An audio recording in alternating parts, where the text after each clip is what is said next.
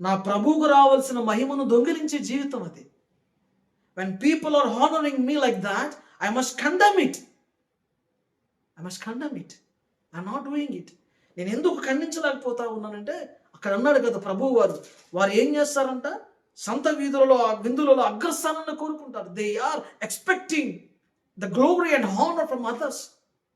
నా యేసు రాళ్ళ చేత కొట్టబడ్డాడు, నేనేమో పూల చేత కొట్టబడతా ఉన్నాను. What kind of tragedy it is.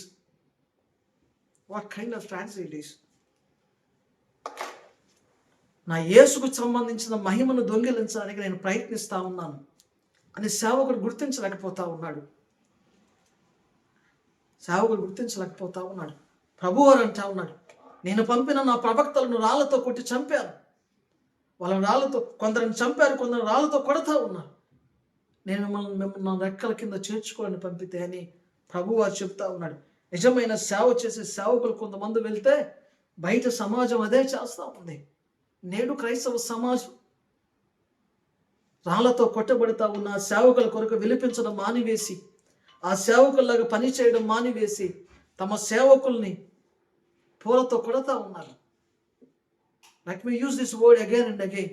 ఈ మాట నన్ను పదే పదే ఉపయోగించనమండి. నా మీద కోపం వచ్చినా పర్వాలేదు. దైవ సేవకులు ఎంతకి వెళ్ళిపోయారు అంటే, తను తాను తగ్గించుకునేవాడు హెచ్చించబడతాడన్న మాటను విస్మరించి నా ప్రభువు కంటే ఎక్కువగా హెచ్చించబడడానికి ఇష్టపడతా ఉన్నాడు. తెలియదా నీకు? హెచ్చించబడవలసింది ప్రభువే నీకు తెలియదా దైవ సేవక? తెలుసు. కారణం, శాస్త్రులు పరిసయ్యులు మాదిగా అగ్రస్థానాలను కోరుకుంటా ఉన్నాం, ఘనతను కోరుకుంటా ఉన్నాం, అందరికి కనబడేలాగా చేస్తూ ఉన్నాం. కార్యం చేస్తే కనీసం దాన్ని ఎడిట్ చేసినా అది చూపిస్తే సమాజం చెడిపోతుంది అన్నది కూడా లేకుండా పోతా ఉంది.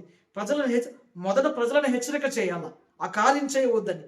తర్వాత ఎవడన్నా దరిద్రం కొద్దీ ఎవడన్నా వీడియో తీస్తే వాడిని హెచ్చరిక చేయాలా, ఒరే ఇది చేసిన తప్పురా, ప్రస్తుతం నేను ఇది ఆపలేకపోయాను, కనీసం ఆ దరిద్రమైన యూట్యూబ్లో పెట్టమాకంటారా, ఫేస్బుక్లో పెట్టమాకంటారా అని అనాలా.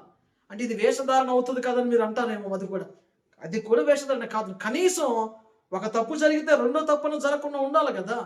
నేను ఎందుకు ఈ మాట చెప్తున్నానంటే, ప్రారంభంలో నేను చెప్పాను, ఓ నిజమైన భక్తి నేను చేయకపోతే నన్ను వెంబడించేవాడు రేపటి రోజున అదే భక్తి చేస్తే వాడి ముందు పరలోక ద్వారము, పరలోక రాజ్యము మూయబడుతుంది అని మనం చదువుకున్నాం కదా.